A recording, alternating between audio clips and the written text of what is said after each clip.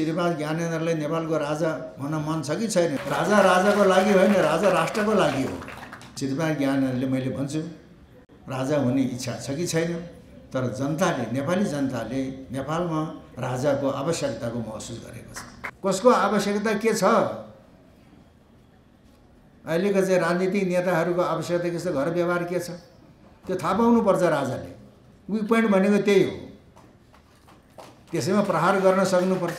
आराएर पनि काम नगर्ने अधम, आराएर काम गर्ने मध्यम, आराउँदै नआराइकन राजाको जय कल्याणको लागि, राष्ट्रको कल्याणको लागि आफ्नो मनज्ञानले देखेर काम गरेर कार्य सिद्ध गर्छ, त्यो उत्तम। हामी उत्तम वर्गमा पर्नुपर्छ। राजाले आराएर मात्रै राजाको घरको खर्च खाएर मात्रै हामी क्रियाशील हुने होइन। त्यस्ता व्यक्तिहरू अहिले प्राडो पजेरो चढेका छन्। कटेरामा बस्नेहरू, काफल बेच्नेहरू, आलिशान भवनमा बसेका छन्। मार्क्सवाद भन्छन्, लेनिनवाद भन्छन्, माओवाद भन्छन्, गान्धीवाद भन्छन्, तर पृथ्वी विचार भन्न चाहन्न। पृथ्वी विचार भनेको पृथ्वीवाद हो। भारतले के भन्यो? नेपाल स्वतन्त्र राष्ट्र हुँदैन, यसलाई चाहिँ युएनको चाहिँ सदस्यता दिन हुँदैन भन्यो भारतले।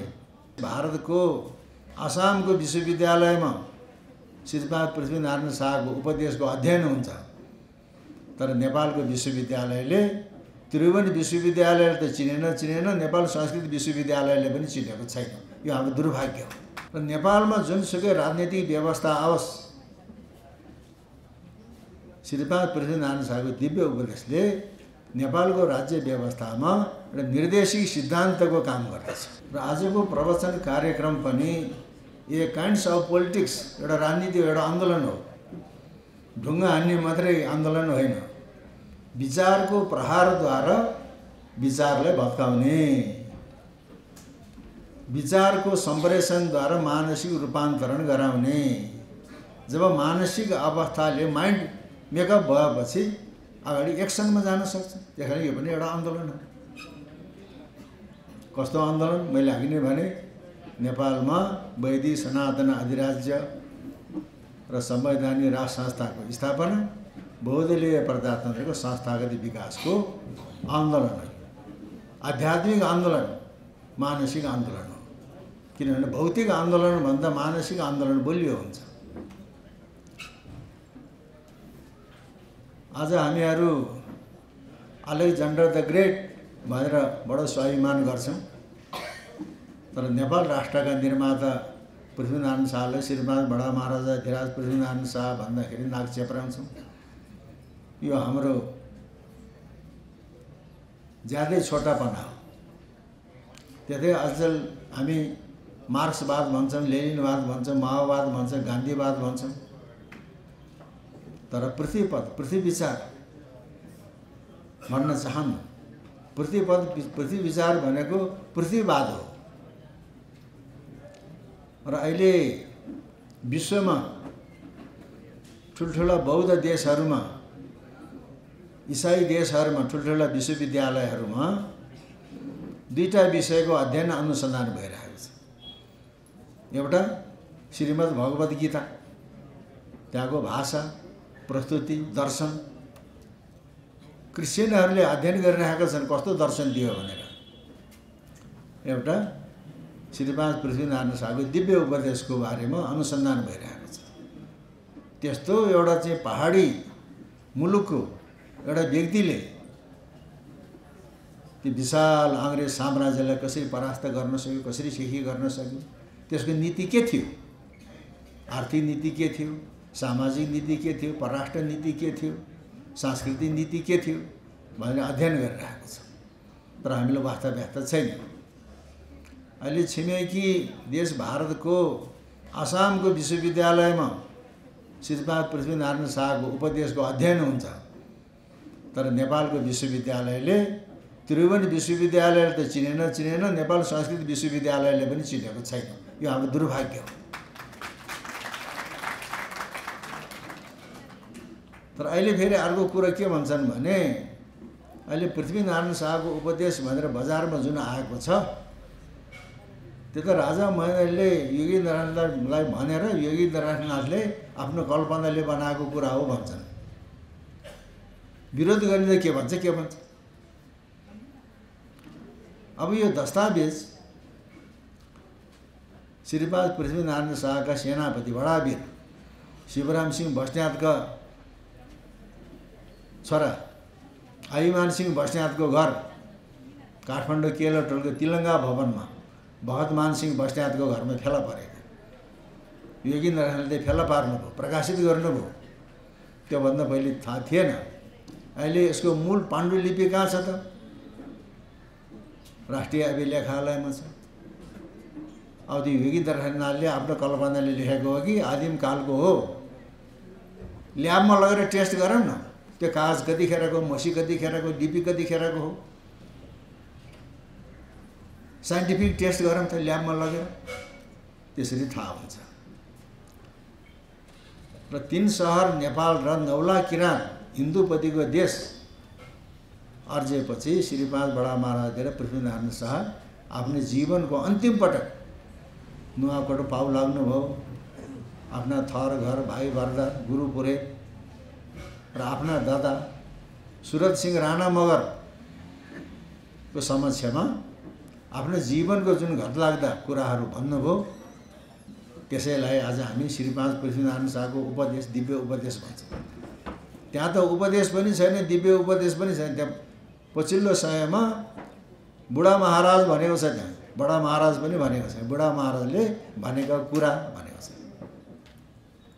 तर त्यो बुढा महाराज हाम्रा बडा महाराज हुन् र त्यो कुरा होइन, उपदेश हो, दिव्य उपदेश हो। र नेपालमा जुनसुकै राजनीतिक व्यवस्था आओस्, श्रीपाद पृथ्वीनारायण शाहको दिव्य उपदेशले नेपालको राज्य व्यवस्थामा एउटा निर्देशिक सिद्धान्तको काम गर्दछ। त्यो पनि बुझ्नुपर्छ। अब मार्क्सवाद के हो, पृथ्वीपथ के हो? मार्क्सवाद भनेको भौतिक द्वन्द्ववाद। त्यही कारणले कार्ल मार्क्सले के भने भन्दाखेरि वर्ग सङ्घर्षको आधारमा वर्गविहीन समाजको सृजना गर्नुपर्छ भने त्यो राम्रो। वर्गविहीन समाज, त्यहाँ कारखानाका मालिक पनि छैन, मजदुर पनि छैन, सबै समान छ। वर्गविहीन समाज राम्रो। तर वर्गविहीन समाजको सृजनाको लागि वर्ग सङ्घर्षै हुनुपर्छ त? वर्ग समन्वयबाट वर्गविहीन समाजको सृजना हुन सक्दैन। हामीले 2019 सालको नेपालको संविधान पढेका छौँ। निर्दलीय पञ्चायत व्यवस्थाको निर्देशिक सिद्धान्त के हो? ती निर्देशिक सिद्धान्तमध्ये महत्त्वपूर्ण सिद्धान्त वर्ग समन्वयको आधारमा वर्गविहीन समाजको सृजना गर्नु। उता वर्ग सङ्घर्षको आधारमा वर्गविहीन समाजको सृजना गर्नु भन्छ, द्वन्द्व हो। यता वर्ग समन्वयको आधारमा वर्ग शोषणरहित समाजको सृजना गर्नु। त्यो हो पृथ्वीपथ, पृथ्वी विचार, पृथ्वीवाद। र श्रीपाद पृथ्वीनारायण शाहले देश जोगाउनको लागि, राज्य जोगाउनको लागि राजालाई सचेत गराउने जिम्मा नागरिकलाई सुम्पेको छ। बुढा मरे भाका सरे भनी भन्छन्, तिमीहरू छेउ सुनाइ गए, तम्रा सन्तानलाई सुनाउनु, तम्रा सन्तानले हाम्रा सन्तानलाई सुनाउनु र यो राज्य थामी खानन् भनेको छ। राजाले सतर्क गराउने, सचेत गराउने दायित्व जनताको, राज्य थाम्ने दायित्व राजाको। अहिले श्रीपाद ज्ञानेन्द्रलाई नेपालको राजा हुन मन छ कि छैन, त्यो उहाँ मौसुफ सरकार आफ्नो खुसी। तर अहिले नेपाली जनताले, हामीले नेपालमा राजाको महसुस गरेका छौँ। पृथ्वीपथ भनेको यो हो महाराज। नेपालको धर्म, संस्कृति, गौरव, गार्थ, आदर्श, मर्यादा यो हो महाराज। राज्य थामी बक्सोस्, राज्य भड्खालोमा जान लाग्यो भनेर हामीले अब पृथ्वीपथको बारेमा चर्चा पर्चा गऱ्यौँ। तर श्रीपाद ज्ञानेन्द्रको नयाँ वर्षको सन्देशमा पृथ्वीपथको कुरा आएको हुनाले अहिले पनि जसले पनि पृथ्वीपथ, पृथ्वीपथ, पृथ्वीपथ। तर भरत बस्नेतजी पृथ्वी विचारको लागि समय पनि खर्च गर्नुभयो, धन पनि खर्च गर्नुभयो। मैले धन खर्च गर्न सकिनँ, तर पृथ्वीपथ भनेको पृथ्वी विचार भनेको यो हो। यसको व्याख्या प्राज्ञिक काम मैले गर्थेँ, भौतिक काम उहाँले गर्नुहुन्थ्यो, प्राज्ञिक काम मैले गरेका थिएँ। त्यस कारणले राष्ट्र निर्माणको लागि, राष्ट्रलाई धान्नको लागि, राज्यको अस्मिता जगाउनको लागि राजाले सचेत गराउने जिम्मा श्रीमान पृथ्वीनारायण शाहले जनताले दिएको छ। र अहिले हामी श्रीमान ज्ञानेन्द्रलाई सचेत गराउन सबै दुनिया हामी लागेका छौँ। श्रीमान ज्ञानेन्द्रले मैले भन्छु राजा हुने इच्छा छ कि छैन, तर जनताले, नेपाली जनताले नेपालमा राजाको आवश्यकताको महसुस गरेको छ। राजा राजाको लागि होइन, राजा राष्ट्रको लागि हो। अब यसमा अलिकति तुलनात्मक अध्ययन पनि हुनुपर्छ। अफिमले ढुनमुनिएको त्यो चीनलाई अहिले यो अवस्थामा कसले ल्यायो? माओ त्से-तुङले ल्यायो। माओ त्से-तुङका दुईटा आधार, चीनलाई समृद्ध बनाउने माओ त्से-तुङका दुईटा आधार, एउटा नौलो जनवादी अर्थतन्त्र, एउटा सांस्कृतिक क्रान्ति। पहिले नौलो जनवादी अर्थतन्त्र थिएन, पहिले जनवादी अर्थतन्त्र। जनवादी अर्थतन्त्र भनेदेखि कस्तो रहेछ भन्दाखेरि कम्युनमा गएर बस्ने, लङ्गरमा गएर भात खाने, छाउनीमा गएर सुत्ने, आफ्नो भन्ने त केही पनि छैन, बडा निरस जीवन हो। अपनत्व भनेको केही पनि छैन, सम्पत्तिमाथि आफ्नो केही हकदारी छैन भनेपछि ओहो, जनवादी अर्थतन्त्रले त कम्युनिजमको संस्थागत विकास हुन सक्दैन, यो होइन रहेछ भनेर नौलो जनवादी अर्थतन्त्रको विकास गरे माओ त्से-तुङले। त्यसमा जनताको पनि के सम्पत्तिको हक अधिकार हुने। नौलो जनवादी अर्थतन्त्र के हो त भने आफ्नो देशमा विदेशी साहु महाजनहरूले व्यापार गर्न नपाउने, कल कारखाना खोल्न नपाउने र आफ्नो देशको धन विदेशमा लगेर लगानी गर्न नपाउने, आफ्नो देशको धन आफ्नै देशमा लगानी गरेर व्यापार उद्योग धन्दा चलाउने, उत्पादन बढाउने, उत्पादनको निकास गर्ने, त्यहाँबाट वैदेशिक धन आर्जन गर्ने। माओ त्से-तुङको नौलो जनवादी अर्थतन्त्र यही हो। त्योभन्दा 250 वर्ष अगाडि श्रीमान पृथ्वीनारायण शाहको आर्थिक नीति के थियो त? देशका महाजनलाई गढपर्सा भन्दा माथि आउन नदिनु, देशका महाजन आयो भने मुलुक कङ्गाल गरी छाड्छन्, आफ्ना देशका जिनिस बुटी निकासी गर्नु, नगद खैँछन्। त्यही होइन त माओ त्से-तुङको नौलो जनवादी अर्थनीति भने पृथ्वीनारायण शाहको जुन आर्थिक नीति थियो त्यसका 250 वर्ष पछाडि माओ त्से-तुङले नौलो जनवादी अर्थनीति भनेर चीनमा लागू गरे। त्यस कारणले माओ त्से-तुङको प्रेरणाको स्रोत पृथ्वीनारायण शाहको चाहिँ दिव्य उपदेश हेरौँ, माओ त्से-तुङको क्रियाकलाप हेरौँ। अर्को सांस्कृतिक क्रान्ति। सांस्कृतिक क्रान्तिको नाममा माओ त्से-तुङले डाङ्गा र डुङ्गा पुराना चिजबिजहरू सबै भत्काइदिए, लथालिङ्ग बनाइदियो। तर अहिले चीन बिउजेको छ। पुराना कुराहरूलाई फाल्न हुँदो रहेछ भनेर आजभन्दा कति वर्ष अगाडि विश्व ओलम्पिकको आयोजना भयो थियो चीनमा। एउटा रङ्गशाला बनाए चराको गुँड। त्यो चराको गुँडमा चिनिया सभ्यता र संस्कृतिको झलक त्यहाँ देखाएको छ। एकातिर खेल देखाएको छ, एकातिर झलक देखाएको छ। हामीले हाम्रो प्राचीन सभ्यता र संस्कृति मासेका छैनौँ है भनी देखायो। सांस्कृतिक क्रान्ति भनेको के हो भन्दाखेरि आफ्नो अभियानमा आफ्नै केही पुराना संस्कार संस्कृति र मान्यताले बाधा पार्छ भने त्यसलाई नमान्ने, त्यो सांस्कृतिक क्रान्ति।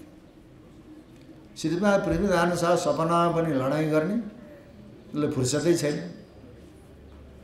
आफ्नो छोरालाई हेरचाह गर्ने फुर्सदै भएन, रानीहरूसँग बसेर चाहिँ गफ गर्ने फुर्सदै छैन। गोर्खाका पण्डितहरूले मृत छोराको व्यवहाराध्याय श्रवण गरिबस्नुपर्छ महाराज। आज पनि त्यही, भरे पनि त्यही, भोलि पनि त्यही। अहिले फुर्सद छैन। पण्डितहरूले दिकै बनाएपछि ल हेरौँ न त कस्तो हुँदो रहेछ। मृत छोराको व्यवहाराध्याय श्रवण गरिबस्यो भने शासन चलाउन पोख्त हुन्छ होला। ल हेरौँ, गोर्खामा खोज्यो, गोर्खामा पुस्तक पाइएन, तनहुबाट ल्याए पुस्तक।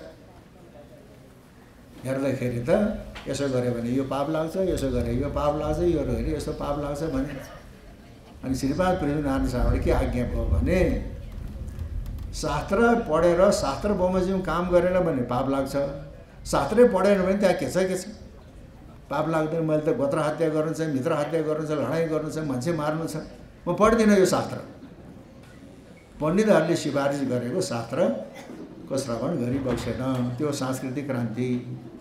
गोत्र हत्या गर्नु छ, आटिकाका खान र शाहहरू भारद्वाज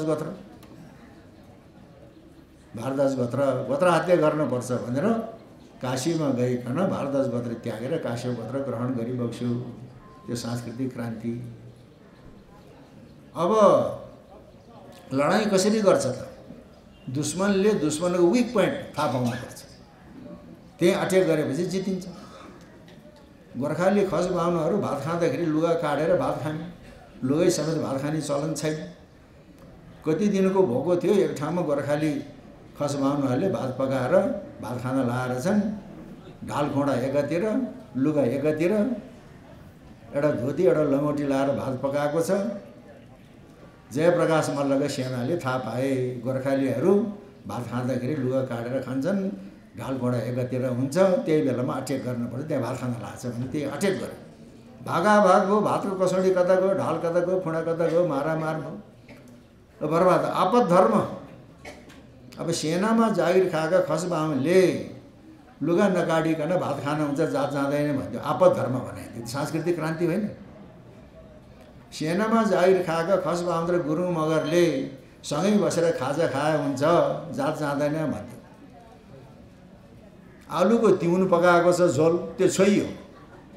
आलु बफाएको छ, घिउमा तारेको छ, त्यो छोइएन, हो कि होइन? अनदीको लट्टे घिउमा पकाएको छ, त्यो छोइएन। मकै भटमास छोइएन, मोही छोइएन। त्यही कारणले सेनामा जागिर खाएका खस बाहुनले लुगा नकाडिकन भात खाए हुन्छ, जात जाँदैन। सेनामा जागिर खाएका खस बाहुन र गुरुङ मगरले सँगै बसेर खाजा खाए हुन्छ, जात जाँदैन। आपद धर्म त्यो सांस्कृतिक क्रान्ति हो, त्यो सांस्कृतिक क्रान्ति। त्यसपछि आफू हिन्दू धर्मावलम्बी आर्य संस्कृतिका अनुयायी तागतधारी ठकुरी भइकन रागोको मासु खाने, जाँड खाने बौद्ध बाँडाकी छोरीले कुमारी भनेर राखेको छ। कुमारीको गोडैमा चाहिँ घुप्लुक्क ढोक गरे दुइटै बुढाले। म हिन्दू धर्मावलम्बी आर्य संस्कृति अनुयायी तागतधारी ठकुरी भन्ने अभिमान भएन। रागो मासु खाने, जाँड खाने बौद्ध बाँडाकी छोरीले कुमारीको रूपमा थाहा पाउने गोडामा गरेपछि ढोक गरेपछि कुमारले पनि पाँचै औँलाले टिका लगाइदियो। कुमारले जसलाई पाँचै औँलाले टिका लगाइदिन्छ उही राजा हुने चलन थियो। त्यसले गोर्खालीले खोडा हानेर मात्रै यहाँ चाहिँ जितेको होइन, सांस्कृतिक क्रान्तिबाट मनलाई जितेर कुमारीबाट चाहिँ वरदान पाएर जितेको, त्यो हो सांस्कृतिक क्रान्ति। त्यही कारणले लडाइँ गरेर मात्रै हुँदैन, मान्छेको मनलाई जित्न सक्नुपर्छ। मनलाई जित्न सक्छ, मान्छे चिन्नुपर्छ, कुन मान्छेको हो भन्ने कुरा चिन्नुपर्छ। हुन त अब अहिले जातीय कुरा गर्न हुँदैन, जातीय कुरा गर्न हुँदैन, तर इतिहास केलाउँदाखेरि के जातीय कुरा पनि आयो। त्यतिखेर त जङ्गी शासन चल्थ्यो, सेनाले चलाउँथे शासन।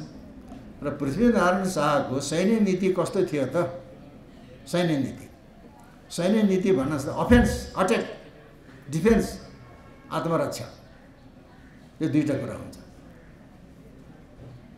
अहिले श्रीपाद पृथ्वीनारायण शाहको इतिहास लेख्नेहरू, सैनिक इतिहास लेख्नेहरूले श्रीपाद पृथ्वीनारायण शाहको अफेन्स नीति, डिफेन्स नीतिको बारेमा व्याख्या गरेको छैन।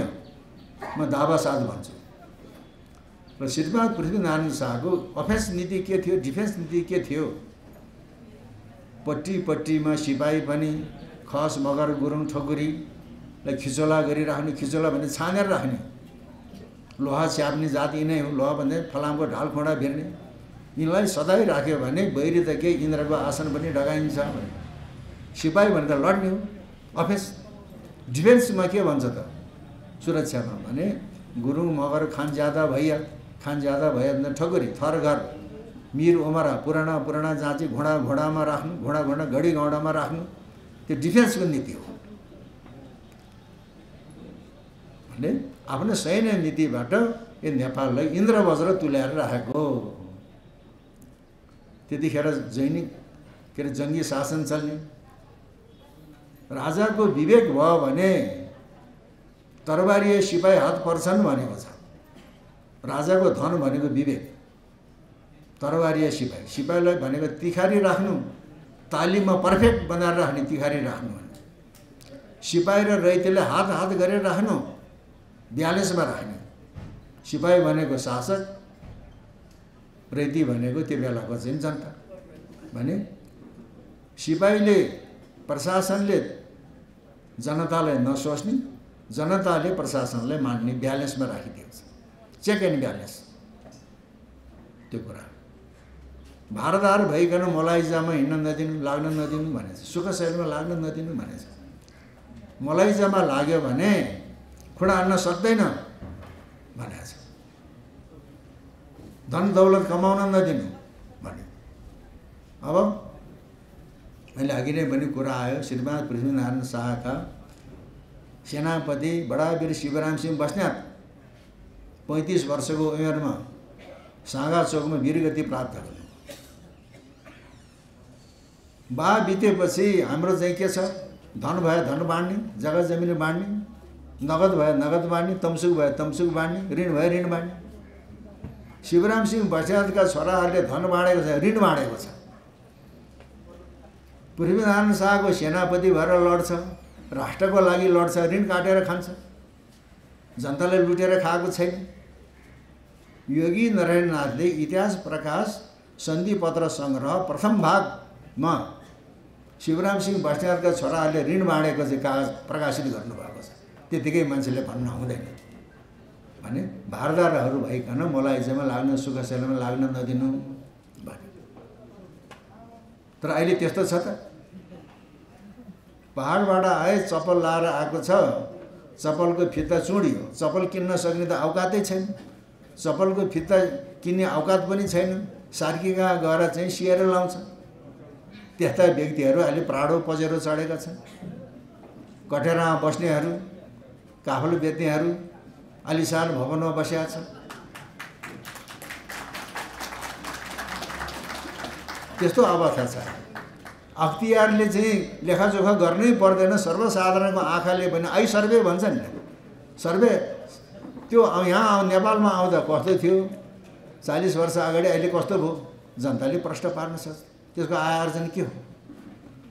त्यो सम्पत्ति शुद्धिकरणै चाहिँदैन। मान्छेले नै यो यस्तो अवस्थामा आएको थियो, फलाना छिँडीमा डेरा बस्थे, फलानाका उधारो खान्थे, अहिले यस्तो भएको छ। जनताले प्रश्न थाहा पाएको कुरो। त्यही कारणले अहिले सबै सुखशैल र मलाइजामा लागेको छ। अनि अर्को कुरो, जनता चेतनशील हुनुपर्छ भनेको छ। मेरा साना दुःखले आर्जिएको मुलुक होइन, सबैको फुलबारी हो भनेको छ। यो गोर्खा राज्य हो भनेको छ र यो मेरो राज्य हो भनेको छ। सबैको फुलबारी हो भनेको छ। मेरो राज्य हो भनेको छ, गोर्खा राज्य भनेको छ।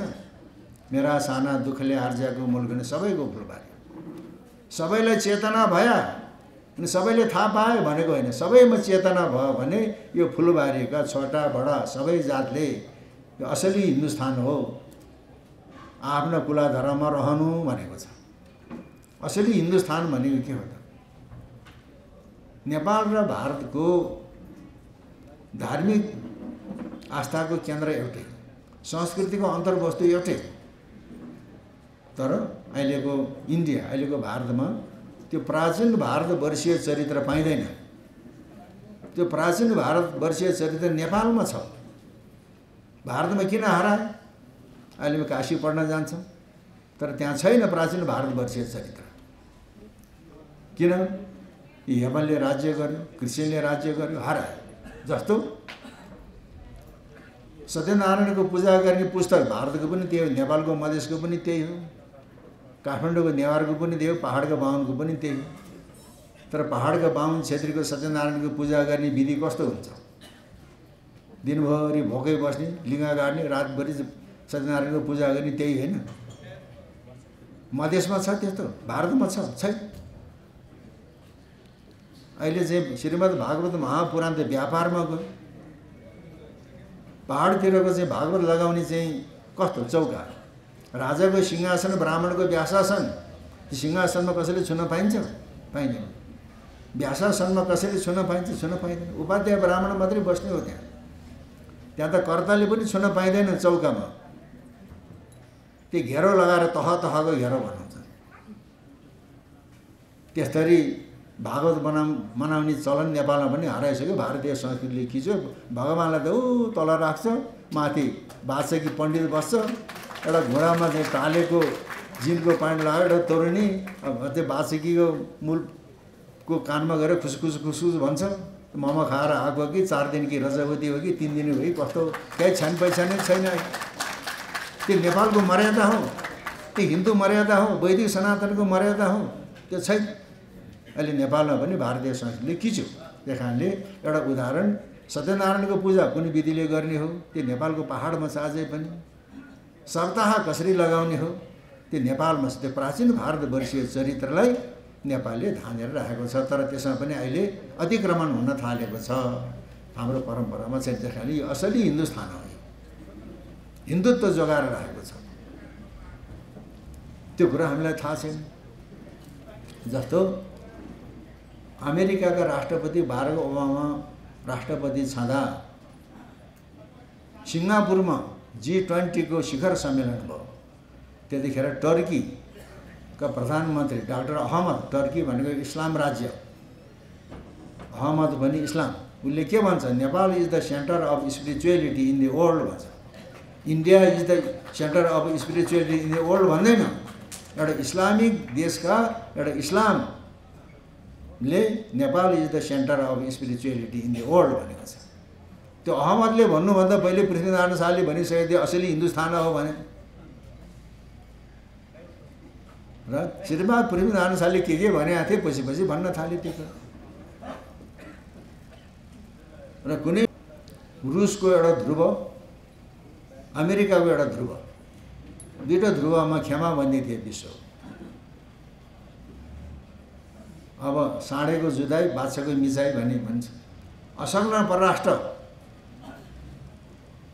अमेरिकाको ध्रुवमा पनि नलाग्ने रुसको ध्रुवमा पनि नलाग्ने असंलग्न परराष्ट्रहरूको निर्माण हो एउटा संगठन हो असंलग्न परराष्ट्र नीतिका देशहरूको नेता को त श्रीमान महेन्द्र युएनओ भर्खर जम्दै थियो चीनको अहिलेको जस्तो वर्चस्व थिएन भक्क हुर्कौलो अवस्थामा थियो भारतले के भन्यो नेपाल स्वतन्त्र राष्ट्र हुँदैन यसलाई चाहिँ युएनओको चाहिँ सदस्यता दिन हुँदैन भन्यो भारतले तपाईलाई थाहा होला थाहा नभए थाहा पाउनुस् नेपाल स्वतन्त्र राष्ट्र होइन भनेको यो भारतको एउटा अङ्ग हो भन्न खोजेको नेपाल स्वतन्त्र राष्ट्र होइन त्यही कारणले यसलाई युएनओको सदस्यता दिन हुँदैन भन्यो आफूले दिए त्यतिखेर भारत र चाहिँ रुसको मित्रता थियो रुसलाई पनि नदे भन्यो तर श्रीमान महेन्द्रको प्रतापले गर्दाखेरि अनि युएनओको सदस्यता प्राप्त गरेर छोड्यो अनि चीनलाई पनि दिलायो श्रीमान महेन्द्रले दिलाएको र रुस र भारत भइकन अमेरिका भइकन चीनलाई पनि युएनओको सदस्यता नदिने श्रीमान महेन्द्रको प्रयासले नेपालले पनि युएनओ पायो सदस्य पायो चीनलाई पनि सदस्यता दिलायो अनि नेपालले चीनको पक्षमा आफ्नो भिटो पावर चाहिँ प्रयोग गरेको छ त्यसपछि रुसलाई रिजाएको होइन रुससँग गएर चाहिँ नि राम्रो कूटनैतिक सम्बन्ध राखेपछि ख्रुश्चेभले के भने त त्यो नेपालको राजा महेन्द्रले कालो चस्मा भित्रबाट के हेरिरहेको छ मलाई डर लाग्छ बुझ्नुहोस् कुरा कुनै बेला विश्वको डन हिटलर मलाई अरू कुनैसँग डर लाग्दैन गोर्खालीहरूको खुकुरी देखेर डर लाग्छ भने जस्तै रुसका राष्ट्रपति ख्रुश्चेभले त्यो नेपालको राजा महेन्द्रले कालो चस्मा भित्रबाट के हेरिरहेको छ मलाई तकस लाग्छ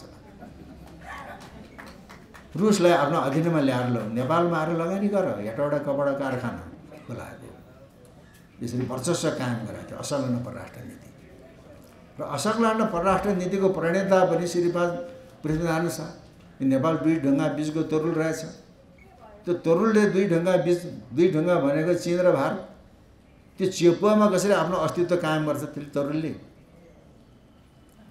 उत्तर चीनको बडा बादशाह भनेको छ, चीनका बडा बादशाहसँग पनि घात राख्नु, दक्षिण समुद्रको बादशाहसँग नि घात राख्नु, त्यो बडो चतुरो छ, एक दिन त्यहाँ उक्लने छ भने त्यो अङ्ग्रेजलाई भनेको। तर अङ्ग्रेजले जे गरेका थिए त्यति कुराले भारतले पनि गरिरहेको छ। अनि चीनका बडा बादशाहसँग पनि घात राख्नु, दक्षिणको बादशाहसँग घात राख्नु, त्यो बडो चतुर छ, एक दिन यहाँ उक्लिने छ। भारत जागे, हिन्दुस्तान जाग्यो भने त्यहाँ उक्लिन्छ भनेको छ। किनभने हिन्दुस्तान जाग्न सकेन, अङ्ग्रेजले खिचेर राखेको छ। त्यस कारणले चाहिँ नि असंलग्न परराष्ट्र नीतिको प्रणेता पनि श्रीमान पृथ्वीनारायण शाह। अनि अर्को, अब अहिले फ्रान्समा अमेरिकामा एउटा फेसन आयो भने 5 मिनट नेपालमा आइहाल्छ त्यो फेसन।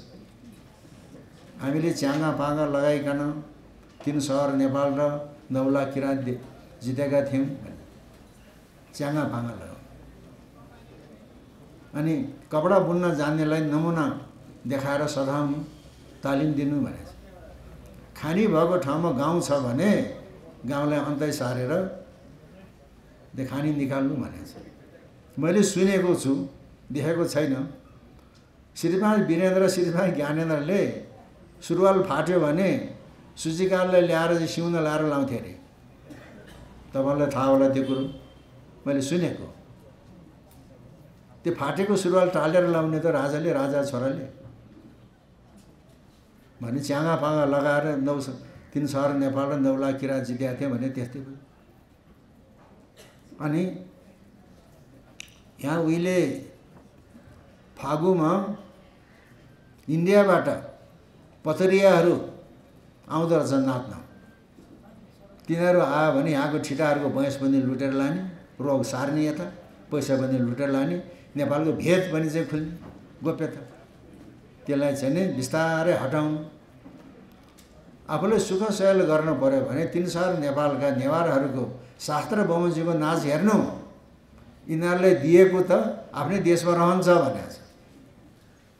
रैथाने संस्कृतिको संरक्षण, रैथाने संस्कृतिको संरक्षण।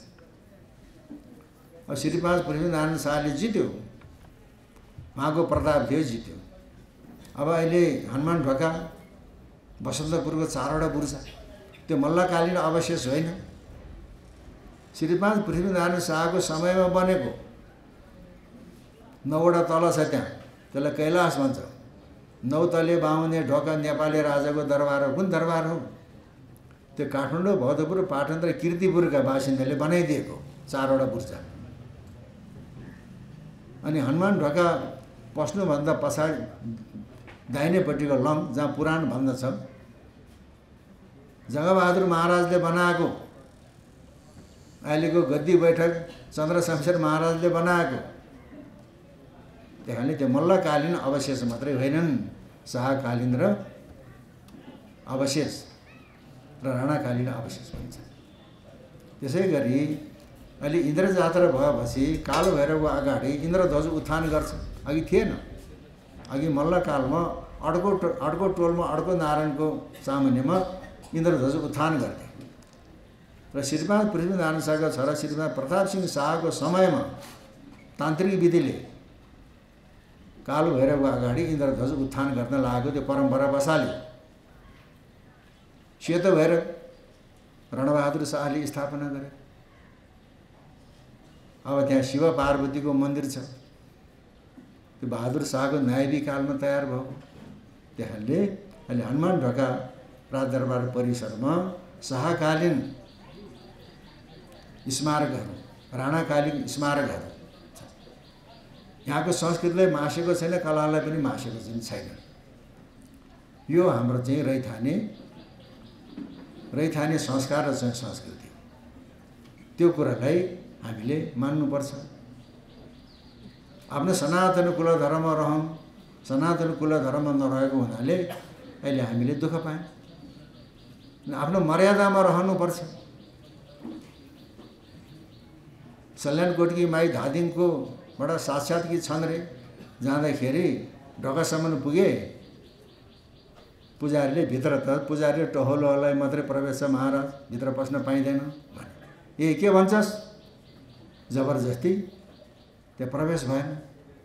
ढोकासम्म त जान हुन्छ होला नि, ढोकासम्म त हुन्छ।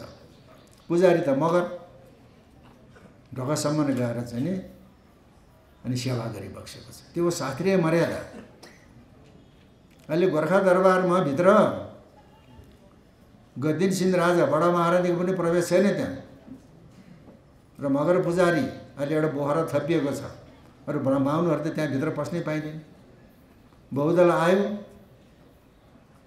बागलुङबाट नेपाली काङ्ग्रेसमा सांसद भएको डिल्लीराम शर्मा गोर्खामा गए, न आफै पशु भने, न चाकडी गर्नलाई पुजारीले जानुहुन्छ मान्यज्यू भने। लमजुङको विशेषारमा मञ्चमा उभिएर चाहिँ नि भाषण गर्दै थिए, ठहरै भएर ढल्यो। अनधिकृत काम गर्यो नि त गोर्खा दरबारमा। त्यो शक्ति छ कि छैन? सानो कुराबाट विचार गर्नुपर्छ। त्यो शक्ति छ कि छैन? डिल्लीराम शर्मा ठहरै भएर लमजुङमा ढल्यो। तपाईँलाई थाहा होला नि कतिपय कुरा। काङ्ग्रेसका साथीहरूले चाहिँ थाहा हुनुपर्छ। त्यही कारणले आर्य मर्यादा भनेकै त्यही हो। आर्य मर्यादा भनेको चाहिँ त्यही हो। किनभने अब स्वयम्भूमा त्यत्रो चक्र चक्र चक्र देख्छौँ, भित्रपट्टि काठ छ। सल्लाहको बडे मानेको बाँले पनि नभेट्ने काठ राख्दो रहेछ। त्यो काठ चाहिँ नि नुवाकोटबाट ल्याउनु पर्दो रहेछ। नुवाकोट गोर्खालीले जितिसक्यो, यहाँ काठ फेर्ने भयो। गोर्खालीसँग माग्न पनि सक्दैन, काठ काट्न पनि सक्दैन। ओहो, यिनीहरूको आवश्यकता त्यो रहेछ, परम्परा त्यो रहेछ भनेर श्रीमान पृथ्वीनारायण शाह आफैले त्यो चाहिँ सल्लाहको मोडो काट्न लाएर गोर्खाली फौज लगाएर पठाइदिए। कसको आवश्यकता के छ? अहिलेको चाहिँ राजनीतिक नेताहरूको आवश्यकता के छ, घर व्यवहार के छ, त्यो थाहा पाउनुपर्छ राजाले। विक पोइन्ट भनेको त्यही हो। त्यसैमा प्रहार गर्न सक्नुपर्छ। न यिनका चाहिँ स्वयम्भूको लिङ्गको ढले ढल्छ, मलाई छु मतलब भनेर बस्या भए हुन्थ्यो। काठ ल्याएपछि ओहो भनेर गोर्खालीप्रति श्रीमान पृथ्वीनारायण शाहप्रति नेवारहरूको श्रद्धा विश्वास बढ्यो। यहाँ सम्यक पूजा हुँदो रहेछ बौद्ध परम्परा अनुसार। गोर्खालीले नाकाबन्दी लगाएको छ, यहाँ सम्यक पूजा हुन सकेन। जितेपछि किन सम्यक पूजा नगरेको?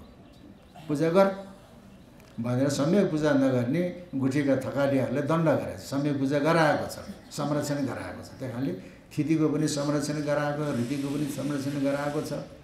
यदि श्रीमान पृथ्वीनारायण शाहको समयमा सिन्धुलीगढीको युद्धमा अङ्ग्रेजले पछार्न नसकेको भए नेपालको मानचित्र भिन्दै हुन्थ्यो। मानचित्र भिन्दै हुन्थ्यो। अङ्ग्रेज काठमाडौँमा ओर्लन्थे, तिब्बतलाई जित्थे, चिनलाई पनि जित्थे। तगारोमा कसले रोक्यो? गौडो। श्रीमान पृथ्वीनारायण शाहको समयमा अनि नेपाली सेनाले रोक्यो। उखान के छ त? भोटेको बल, बुद्धिसुद्धि चाहिँदैन, शरीरले ठेलेर लैजाने। अङ्ग्रेजको कल, कल भन्यो कल झगडा होइन, मिसनरी पाठ पूर्जा। गोर्खालीको छल, गुरिल्ला युद्ध गर्ने। गुरिल्ला युद्धद्वारा हराइदियो। कुनै बेलामा चाहिँ नि बेलायतको अङ्ग्रेजी शासन, अङ्ग्रेजी साम्राज्यमा घाम अस्ताउँदैन थियो अरे। त्यस्ता विशाल अङ्ग्रेजी साम्राज्यलाई र डाँडाको चाहिँ त्यतिखेर काठमाडौँ जितिसकेकै थिएन। एउटा गोर्खाली सेनाले खुकुरीको भरमा अङ्ग्रेजले परास्त गरिदियो। त्यहाँदेखि माथि सातो गयो, किरै बहिरी झारै बहिरी भयो, यता च्याउनै सकेन, परास्त भयो। त्यही कारणले यो पृथ्वीनारायण शाहको नीति के इन्टेलिजेन्स कस्तो हो, किन यसरी अनुशासित भए, त्यसको बारेमा अध्ययन हुँदैछ पृथ्वीनारायण शाहको बारेमा। तर हामी वास्ता गर्दैनौँ। त्यही कारणले यदि हामी पृथ्वी पथको आधारमा टेकेर अगाडि बढ्ने हो भने यो हाम्रो रैथाने स्थिति हो। त्यसो भन्दा फेरि अहिलेको आधुनिकीकरणलाई पनि हामीले समावेश गर्नुपर्छ। तर मुख्य चुरो कुरो पृथ्वी पथलाई टेकेर हामीले आफ्नो आर्थिक नीति, सामाजिक नीति, सांस्कृतिक नीति, पराष्ट्र नीति र घाघरासको कुरा र जनमतको आधारमा शासन गर्नुपर्छ शासकले भनेको छ। दुनियाँ जसबाट खुसी छन् कझै त्यसैलाई दिनु भन्यो। पृथ्वीनारायण शाहको प्रिय पात्र त विराज बखेती। विराज बखेती भने कोही मगर हो भन्छ, कोही क्षेत्री हो भन्छ, तर उसको शाखा सन्तान होइन। यहाँ दहचौकतिर हामी बखेती हौँ, विराज बखेतीको सन्तान भनेर क्षेत्रीहरू मसँग ठोकिन आएको थिए, तर त्यसै चापेर आएन। पृथ्वीनारायण शाहको प्रिय पात्र विराज बखेती लमजुङसँग सन्धि गर्न गए चेपेघाटमा। यो कुराले लमजुङसँग सन्धि गर्नुपर्छ भनेर पृथ्वीनारायण शाहको मनमा थियो। कालु पाँडे राजाभन्दा अगाडि सर्भ। किनभने आराएर पनि काम नगर्ने अधम, आराएर काम गर्ने मध्यम, आराउँदै नआराइकन राजाको जय कल्याणको लागि, राष्ट्रको कल्याणको लागि आफ्नो मनज्ञानले देखेर काम गरेर कार्य सिद्ध गर्छ, त्यो उत्तम। हामी उत्तम वर्गमा पर्नुपर्छ। राजाले आराएर मात्रै राजाको घरको खर्च खाएर मात्रै हामी क्रियाशील हुने होइन, हामी उत्तम वर्गमा लाग्नु। मेरो मनमा जुन कुराले लमजुङसँग घाप बाँध्ने भनेको थिएँ, पृथ्वीनारायण शाह बोलेन भने कालु पाँडेले त्यो वाक्य बोलेर अनि घाप बाँध्यो। मलाई त खुसी बनायो। दुनियाँ जोसँग राजी छन् उसलाई कजाइदिनु भनेर चाहिँ के भन्छ भन्दाखेरि कालु पाँडेलाई कजाइदियो भने हामी खुसी हुन्छौँ भने गोर्खा जनताले। गोर्खालीले त माने। 2224ले के भन्छ जनमत बुझ्दाखेरि कालु पाँडेलाई कजाइदियो भनेदेखि हामी बिचको चाहिँ नि सन्धि सम्झौता राम्रो होला भने जनमतको आधारमा आफूलाई प्रिय लाग्ने व्यक्ति विराज बखेतीलाई कजाइ नदिइकन कालु पाँडेलाई कजाइदिएको छ। जनमतको आधारमा शासन चल्नुपर्छ र आफ्नो प्रिय पात्रलाई शासन दियो भनेदेखि त्यो फेल खान्छ। त्यसले पृथ्वीपथ भनेकै जनमतको आधारमा शासन गर्ने, जनताले जे चाहे त्यो कुरा गर्ने। किनभने त्यो नर भनेको जनता हो। त्यो जनता खुसी भयो भने नारायण हुन्छ, त्यो जनता रिसायो भने नरसिंह हुन्छ, त्यसैले मारिदिन्छ। त्यसले नर नारायण जनता जनार्दन। राजाले जनइच्छा अनुसार शासन चलाउने, जनताले राजालाई मान्ने, अन्यन्याश्रित सम्बन्ध। पृथ्वीपथ भनेकै त्यही हो। त्यसले पृथ्वीनारायण शाहको दिव्य उपदेशमा जुन कुराहरू उल्लेख भएका छन् र पृथ्वीनारायण शाहको चरित्रबाट हामीले सिकेर अनि नेपाललाई सुसङ्गठित बनाउनुपर्छ। र अब अहिलेको कुरो मैले अघि भने जातीय कुरा गर्न हुँदैन भनेको थिएँ, तर प्रकारान्तरले जातीय कुरा पनि गर्नुपर्छ। जस्तो अहिले नेपालमा दल भनेको कुरो, राजनीति भनेको कुरो गौण हो। त्यो सबभन्दा ठुलो कुरो यहाँका विभिन्न समुदायको बिचको समन्वय र सन्तुलन। समन्वय मात्रै भएर भने सन्तुलन चाहियो। अहिले नेपाली संस्कृति कचपचिएको छ, नेपाली समाज भाँडिएको छ, नेपाली राष्ट्रियता बिथोलिएको छ, नेपाल राष्ट्र विखण्डनको दिशातिर धकेलिएको छ। त्यस कारणले समुदायको बिचमा समन्वय र सन्तुलन ल्याउने विवेकको दायित्व राजाको। त्यस कारणले यो उँधो अधोगतिमा गएको चाहिँ नि नेपाललाई फेरि समृद्ध बनाउन जनताले राजाको महसुस गरेको छ। र अघि हिरण्याक्ष नाम गरेका दैत्यको अन्याय अत्याचारले धरती माता रसातल पातलमा पातलिन्। रसातलमा पातलिएको चाहिँ धरती मातालाई उद्धार गर्न वैकुण्ठ धामको भगवान दिने सुँगुर हुनु पर्यो। बराह भनेको सुँगुरको एउटा प्रजाति भने देशको उद्धारको लागि राजाले निम्न कोटिको काम पनि गर्न सक्नुपर्छ। त्यो वैकुण्ठ धामको भगवान किन सुँगुर हुनु पर्यो? उद्धार गर्नुभयो। उद्धार गरेपछि सधैँ सुँगुरै भएर बस्ने त? त्यो बराह रूप कहाँ त्याग्नुभयो? भारतमा त्याग्नुभयो कि चीनमा त्याग्नुभयो? नेपालको कौशिकी पोका तीर्थमा बराह रूप त्यागेर दिव्य स्वरूप धारण गरेर वैकुण्ठ पधार्नुभयो। त्यस कारणले राजा भइकन राष्ट्रको लागि, जनताको लागि निम्न स्तरमा पनि ओर्लन सक्नुपर्छ। सुरिलो जाने बाँसेको लिङ्गो भुइँ छोयो टुप्पाले अनि बल्ल ठुलो हुन पाइन्छ। त्यसले अब हामीले नरनारायण जनता जनार्दन, नरनारायण र जनता जनार्दनको समन्वय नै पृथ्वीपथ हो। यसको बारेमा त जति बखाने पनि हुन्छ, तर अब यहाँ कतिपय अब ज्येष्ठ नागरिकहरू पनि हुनुहुन्छ। त्यस कारणले अब बेलामा औषधि खान पर्ने, पानी खान पर्ने, यताउति छिटो पुग्नु पर्ने। फेरि आज चण्डी पूर्णिमा बुद्ध जयन्ती हो, हाम्रो घरमा दिवाली पूजा इत्यादि इत्यादि इष्टमित्रहरू पनि होला। त्यही कारणले अब यस्ता यस्ता कुराहरू पनि हामी गर्दै जाउँला। र मैले अस्ति नै भने, अहिले माओवादीले, एमाले, काङ्ग्रेसले, राप्रपाले, अथवा कुनै पाले राष्ट्रियता र चाहिँ धर्मको बारेमा के कुरा गर्छ भने म आउँछु भनेर भनेको छु। अब यहाँबाट चाहिँ सगुन लावती बाबुले अब यो चाहिँ 3 गते शनिबार राप्रपाले पनि कता खै कुनै पृथ्वीपद सम्बन्धी एउटा गोष्ठी गर्ने, तपाईँ आइदिनुहोस् है। म आउँछु नि, किन नआउने भनेको छु। यदि चाहिँ राप्रपाले गरेको कार्यक्रम हो भनेर उपेक्षा नगर्नुहोस्। राप्रपाले आयोजना गर्यो, त्यो त पृथ्वीपद सम्बन्धी चर्चा हो नि त। म जान्छु, तपाईँहरू पनि आउनुहोस्। अब यति भन्दै अब यहाँ आउनुभयो। कति कुरो गर्ने मेरो पनि मनमा इच्छा थियो, तर अब यतिकैमा, किनभने भात पनि टन्न खानु हुने, यति खाउँ गरेर उठ्नुपर्छ। खाउँ गरेर जगमानको कुरो सुन्न त त्यहाँ जाऊँ न, कुरो त मिठै गऱ्यो बा। खाउँ गरेर उठ्नुपर्छ। त्यही कारण सबै कुरो म भन्दिनँ, ढुङ्ग्रोमा अलिकति मोही पनि राख्नुपर्छ। त्यही कारणले आज यहाँहरू आउनुभयो, मेरो कुरा सुनिदिनु भयो। यो सबै कुरो यो राष्ट्रलाई थाम्नको लागि, श्रीमान ज्ञानेन्द्रलाई सजग गराउनको लागि आजको यो वैचारिक आन्दोलन, यो पनि एक काइन्ड्स अफ पोलिटिक्स हो, एउटा चाहिँ आन्दोलन पनि हो। ल सबैलाई चाहिँ म हार्दिक नमन अर्पण गर्दछु।